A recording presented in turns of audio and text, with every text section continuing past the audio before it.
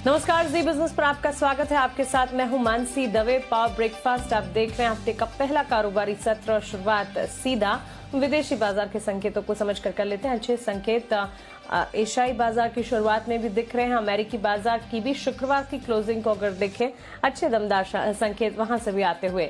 सबसे पहले एशियाई बाजार एसजीएक्स निफ्टी आप देखिए, करीब यहां पर एक एशियाई एसजीएक्स निफ्टी अगर देखेंगे लाल निशान के साथ ट्रेड जरूर दिख रहा है। हांगकांग के बाजार में बिकवाली का दबाव जरूर आप देखेंगे, लेकिन जो 2 दिन की छुट्टी के बाद निक्केई खुला है वहां पर 350 अंकों की बढ़त देखने को मिल रही है। हालांकि डाउ फ्यूचर्स में बिकवाली का दबाव जरूर है। शुक्रवार को लगातार चौथे दिन हमने अमेरिकी बाजार में अच्छे रिकॉर्ड्स पर कामकाज देखा। डाउ में 240 अंकों की बढ़त और साथ ही नैस्डैक में 150 अंकों की तेजी देखने को मिली। इन संकेतों को समझते हुए विदेशी बाजार पर क्या कुछ इंपॉर्टेंट है, इस हफ्ते के लिए कौन से ट्रिगर्स जिस पर हमें नजर रखनी है, एक बार दीपांशु भंडारी से जान लेते हैं। Deepanshu, good morning. बताएं विदेशी बाजार के संकेत कैसे हैं आज?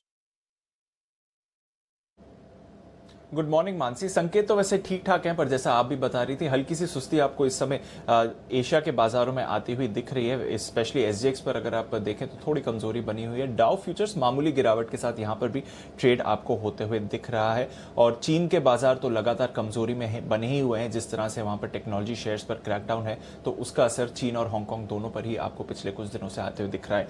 काफी अहम हफ्ता है ये ग्लोबल मार्केट्स के लिए, क्योंकि एक तो फेड की पॉलिसी आने वाली है वेडनेसडे को। उसके अलावा अगर आप देखें तो यूएस और यूरोप दोनों का Q2 जीडीपी डेटा आएगा, तो वहां पर सबकी नजर बनेगी। और सबसे बड़ा फोकस नतीजों पर रहेगा, क्योंकि सारी दिग्गज आईटी कंपनीज के नतीजे आने वाले हैं यूएस में। Facebook, Alphabet, Apple, Microsoft, Amazon, साथ ही Tesla, Ford, Boeing, McDonald's, Mastercard जैसे कंपनीज के भी नतीजे आने वाले हैं। तो नतीजों के लिहाज से बहुत ही अहम हफ्ता रहने वाला है जहां तक ग्लोबल मार्केट्स का सवाल है। यूएस का एक्शन देखें तो शुक्रवार को चौथे दिन हमने लगातार तेजी आती हुई देखी, और बल्कि तीनों इंडिसेज ने शुक्रवार को नए रिकॉर्ड्स बनाए हैं। डाउ 240 अंक उछलकर नया इंट्राडे रिकॉर्ड भी बनाया और नया क्लोजिंग रिकॉर्ड भी था। यहां पर पहली बार 35,000 के ऊपर आपने डाउ को बंद होते हुए देखा है। साथ ही S&P 500 और नैस्डैक यहां पर भी नए रिकॉर्ड्स बने हैं। स्मॉल कैप इंडेक्स रसल 2000 में आधे % की तेजी थी। बॉन्ड यील्ड्स 1.28% के आसपास स्टेबल हैं, वहां से अच्छे संकेत आ रहे हैं। एनर्जी को छोड़ के बाकी सभी सेक्टर्स में यूएस में आपने खरीदारी देखी है। कुछ नतीजे ऑलरेडी आ चुके हैं जो काफी अच्छे रहे, और यहां से सहारा मिला है स्पेशली दिग्गज आईटी शेयर्स को, क्योंकि ट्विटर के नतीजे जो थर्सडे को बाजार बंद होने के बाद आए थे वो काफी अच्छे रहे। तो इसके दम पर बाकी आईटी शेयर्स में भी तेजी आती हुई दिखी। फेसबुक 5% उछला, अल्फाबेट और ट्विटर में 3% की तेजी थी। और इस हफ्ते बाकी सारी दिग्गज आईटी कंपनीज के नतीजे आएंगे, तो वहां पर सबकी नजर है। यूरोप की बात करें तो यहां पर भी अच्छे डेटा और अच्छे नतीजों के दम पर आपने तेजी बनती हुई देखी है। 1 से 1.25% तक की तेजी थी। यूके में जो जून की रिटेल बिक्री है वो 0.5% बढ़कर आई है। साथ ही वोडाफोन यूके, जो वोडाफोन इंडिया की पेरेंट कंपनी है या वोडाफोन आइडिया की पार्ट प्रमोटर है, वहां पर आपने देखा कि काफी अच्छे नतीजे थे, जिसकी वजह से वो स्टॉक भी 2.5% ऊपर था। इसके अलावा अगर आप देखें तो कच्चा तेल दायरे में है, $74 के ऊपर ब्रेंट दिख रहा है। सोने पर हल्का सा दबाव है, पर $1800 के आसपास ही ट्रेड कर रहा है। और डॉलर इंडेक्स में भी आपने थोड़ी मजबूती आती हुई देखी है। तो ओवरऑल ग्लोबल क्यूज तो अच्छे हैं। हालांकि आज सुबह एशिया में सुस्ती दिख रही है, और नतीजों के लिहाज से काफी अहम हफ्ता होने वाला है ग्लोबल और भारतीय बाजारों के लिए। बिल्कुल दीपांशु, शुक्रिया ये ग्लोबल बाजार के संकेत हमें बताने के लिए। तो यहाँ पर एशियाई बाजार में शुरुआती सुस्ती जरूर दिख रही है, लेकिन काफी सारे डेटा हैं जो कि इस हफ्ते काफी इंपॉर्टेंट हैं, आने वाले हैं, जिस पर हमें नजर रखनी होगी। आगे बढ़ते हैं और जान लेते हैं कि शुक्रवार के ट्रेडिंग सेशन में संस्थागत निवेशकों ने क्या किया है। FIS DIS का एक्शन। FIS की तरफ से कैश मार्केट में बिकवाली दिख रही है 163 करोड़ की। वहीं वायदा बाजार में FIS ने करीब 2090 करोड़ की खरीदारी की है, तो कैश मार्केट में DIS ने भी 2188 करोड़ की खरीदारी की है। क्लियरली कैश मार्केट में DIS की खरीदारी देखेंगे आप, वायदा बाजार में FIS की अच्छी खरीदारी है। सिर्फ कैश मार्केट में FIS की तरफ से 163 करोड़ की बिकवाली का जो आंकड़ा है, इसे एक बार देखना होगा, क्योंकि यहाँ पर बिकवाली आती हुई दिख रही है। तमाम संकेत आपने जाने हैं। अब हफ्ते के पहले कारोबारी सत्र पर आप पहली स्ट्रैटेजी क्या बनाएंगे, आज की शुरुआत कैसी करेंगे, जान लेते हैं जी बिजनेस के मैनेजिंग एडिटर अनिल सिंघवी से।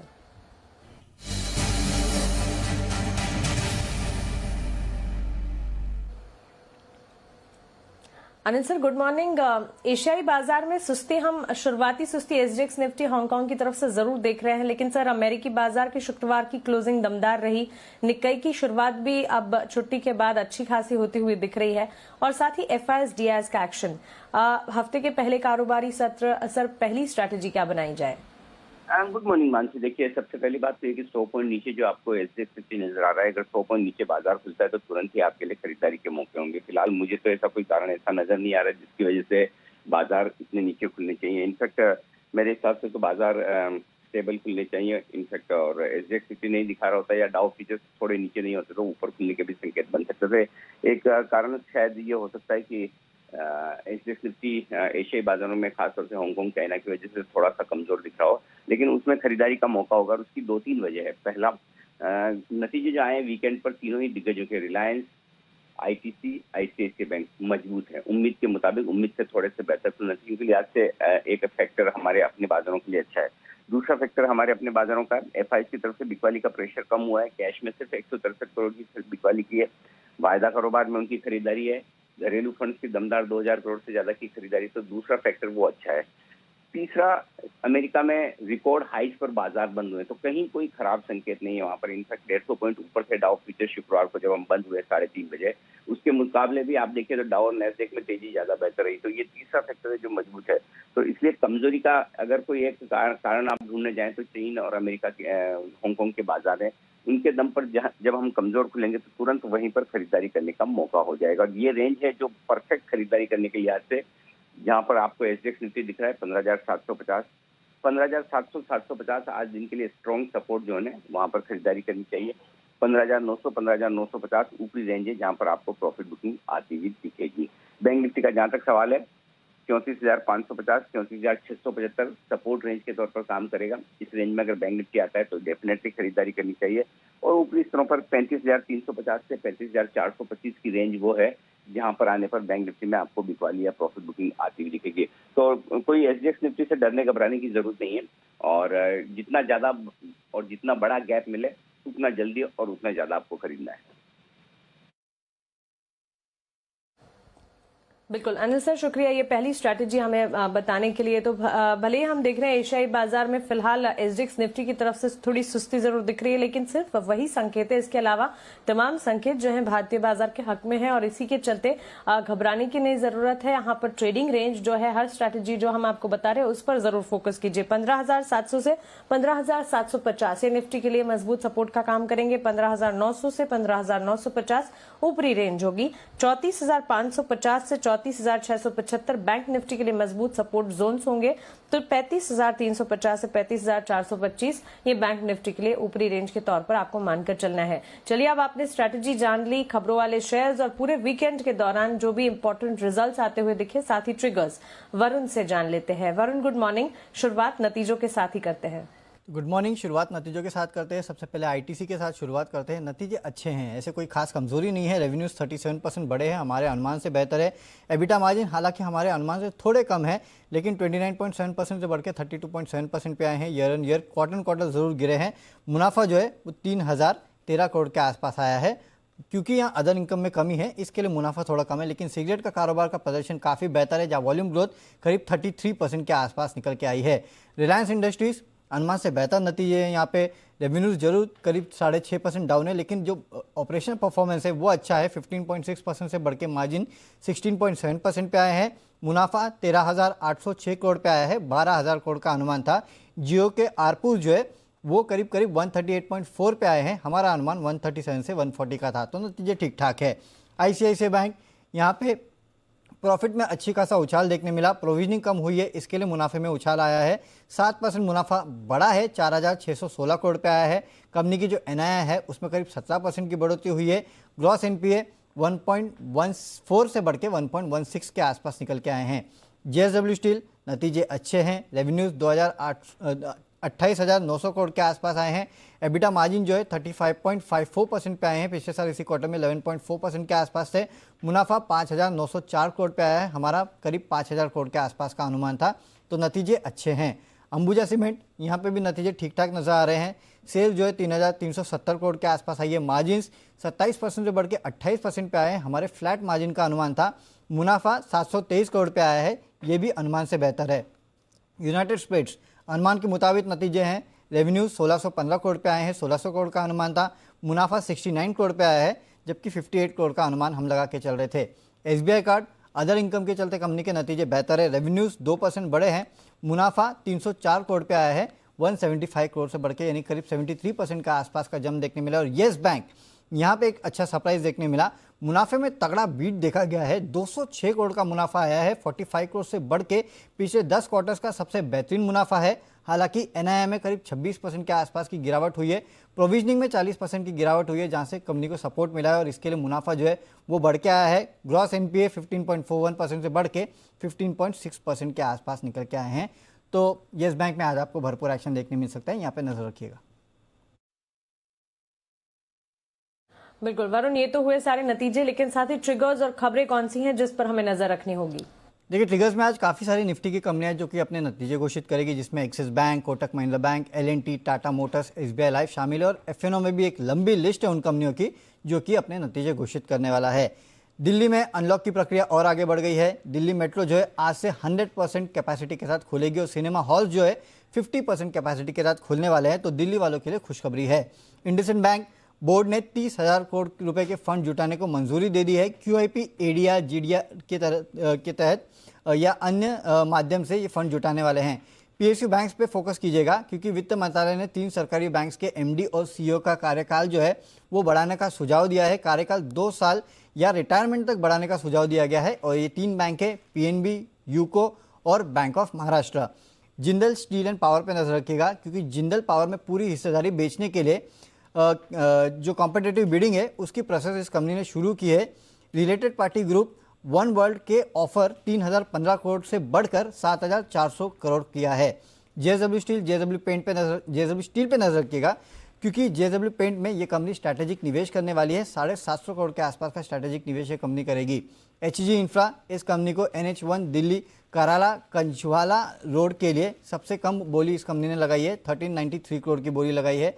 मेजर्स को पुणे में कंपनी ने पुणे की एक कंपनी है K2V2, इसमें 51% हिस्सेदारी जो है 40 करोड़ में इस कंपनी ने खरीदी। और एक बल्क डील है अपोलो पाइप्स, इसमें नामी गिरामी जो इन्वेस्टर है आशीष कचोलिया, उन्होंने 2.73 लाख शेयर जो है उनको बेचा है। बिल्कुल वरुण, शुक्रिया ये तमाम खबरों वाले शेयर्स और नतीजे साथ ही ट्रिगर्स हमें बताने के लिए। जी बिजनेस के खास शो बाजार आज और कल में HDFC सिक्योरिटीज के वीके शर्मा ने ऑप्शन की दमदार रणनीति सुझाई है। चलिए अब आपको वो दिखा देते हैं। 2 स्टॉक ऑप्शंस लेकर आया हूँ। एक तो इंडिया बुल हाउसिंग फाइनेंस और दूसरा है DLF। दोनों ही रियल एस्टेट और उसके फाइनेंसिंग से जुड़े हैं। तो यहाँ पे जुलाई 290 की कॉल आप लें। 6 रुपए 60 पैसे पे लास्ट क्लोजिंग है। 4 रुपए का स्टॉप लॉस रखें। टारगेट इसमें रहेगा 13 रुपए।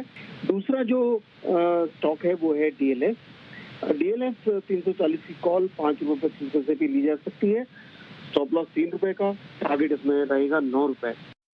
ओके, तो चलिए दोनों कॉल्स शर्मा जी की तरफ से यहाँ पर आपको मिलती हुई दिख रही है, लेकिन इस बीच कुछ इंपॉर्टेंट ट्रेडिंग कॉल्स भी आज के लिए जान लीजिए। यहाँ पर शुरुआत फिलहाल हम करेंगे चॉइस ब्रोकिंग से। चोला फाइनेंस में खरीदारी की राय है। आनंद राठी सिक्योरिटीज की राय महिंद्रा लॉजिस्टिक्स पर है। खरीदारी अगर करते हैं 640 के लक्ष्य को मानकर चले 580 का यहाँ पर आपको एक स्टॉप लॉस लगाना होगा। ट्रेडिंग कॉल्स साथ ही ऑप्शंस की दमदार रणनीति यहाँ पर आपने जानी, लेकिन चलिए अब सेंट्रम ब्रोकिंग के AVP equity technical research analyst Nilesh Jain ji से बातचीत करते हैं। उनसे समझते हैं कि आज के लिए बाजार का आउटलुक वो कैसा मानकर चल रहे हैं। नीलेश जी, गुड मॉर्निंग, स्वागत है आपका जी बिजनेस पर। सबसे पहले इंडेक्स पर आपका नजरिया और साथ ही स्टॉक स्पेसिफिक रिकमेंडेशन भी आपकी बताएं। बिल्कुल मानसी जी, गुड मॉर्निंग टू यू। देखिए, पिछले सप्ताह हमने देखा था बाजार में निचले स्तरों से एक रिकवरी हमको देखने को मिली थी। साथ ही साथ अगर हम देखें तो 15,700 का जो लेवल था वो पार करके निफ्टी उसके ऊपर की क्लोजिंग थी। ओवरऑल बैंकिंग सेक्टर से हमको एक लीडरशिप देखने को मिली थी। 31,000 के ऊपर की क्लोजिंग भी देखने को मिली थी।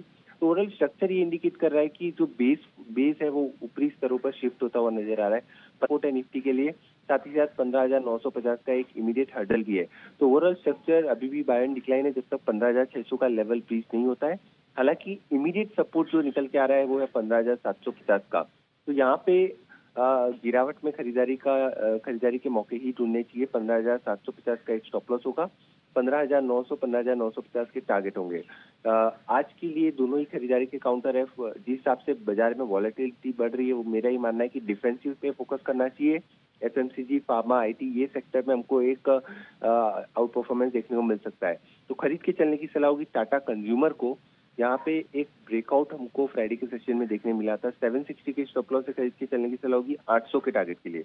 वहीं जो दूसरा स्टॉक होगा फार्मास्यूटिकल स्पेस से सन फार्मा, यहाँ पे भी ब्रेकआउट देखने मिला था। 680 के स्टॉप लॉस से खरीद के चल सकते हैं 720 के टारगेट के लिए। ऑलराइट नीलेश जी, शुक्रिया ये तमाम जानकारी के लिए, आपने रिकमेंडेशन हमें बताने के लिए। तो टाटा कंज्यूमर, सन फार्मा दोनों पर खरीदारी की राय नीलेश जैन की तरफ से। कमोडिटी मार्केट्स के लिए मोतीलाल ओसवाल कमोडिटीज के अमित सजेजा से हमने बातचीत की, उनकी कॉल्स हम आपके सामने रखने जा रहे हैं। गोल्ड पर खरीदारी की राय है, 47,650 के टारगेट्स को मानकर चले, 47,100 का स्टॉप लॉस लगाकर खरीदारी की जा सकती है। वहीं चांदी में भी खरीदारी की जा सकती है। अगर बाय कॉल इनिशिएट करते हैं 67,500 के टारगेट्स को मानकर चले, 66,200 का स्टॉप लॉस लगाइएगा। कच्चे तेल की चाल को देखते हुए घरेलू बाजार में खरीदारी कीजिएगा 5,420 के लक्ष्य के लिए, 5,260 का एक स्टॉप लॉस लगाकर। तो 3 कॉल्स गोल्ड, सिल्वर और साथ ही क्रूड, तीनों की 3 खरीदारी की तरफ की। और चलिए अब आपको ब्रोकरेज रिपोर्ट्स बता देते हैं। ये बताने के लिए पूजा त्रिपाठी हमारे साथ जुड़ गई हैं। पूजा, गुड मॉर्निंग, बताएं। Good morning Mansi. देखिए, शुरुआत रिलायंस के साथ करते हैं। शुक्रवार को कंपनी के नतीजे आए हैं, जिसमें कि जेपी मॉर्गन ने अपनी जो न्यूट्रल की रेटिंग है वो बरकरार रखी है और लक्ष्य 2,250 का दिया है। नोमुरा ने खरीदारी की राय बरकरार रखी है, लक्ष्य दिया है 2,400 रुपये प्रति शेयर का। इसके अलावा मॉर्गन स्टैनली की भी रिपोर्ट आई है। रिलायंस पर ओवरपेड की रेटिंग यहाँ पर बरकरार रखी है, टारगेट 2,262 रुपये प्रति शेयर का दिया है। लेकिन इन सबके बावजूद मैक्वायरी की जो रिपोर्ट आई है उसमें अंडर परफॉर्म की रेटिंग इन्होंने दी है और टारगेट घटाया है 1,350 रुपये प्रति शेयर पर। इसके अलावा आईसीआईसीआई बैंक, इस कंपनी के भी नतीजे है शनिवार को और ढेर सारे ब्रोकरेज हाउस की रिपोर्ट्स यहाँ पर भी आई है। क्रेडिट स्विस ने आउट परफॉर्म की रेटिंग बरकरार रखी है, टारगेट 740 रुपये प्रति शेयर का दिया है। सीएलएसए ने खरीदारी की राय बरकरार रखी है, टारगेट 825 रुपये प्रति शेयर से बढ़ाकर 950 रुपये प्रति शेयर कर दिया है। और जेपनीज की जो रिपोर्ट आई है उसमें खरीदारी की राय दी है, टारगेट 830 रुपये प्रति शेयर का यहाँ पर दिया है। बिल्कुल पूजा, शुक्रिया ये ब्रोकरेज रिपोर्ट्स हमें बताने के लिए। और चलिए इसी के साथ पावर ब्रेकफास्ट में फिलहाल इतना ही।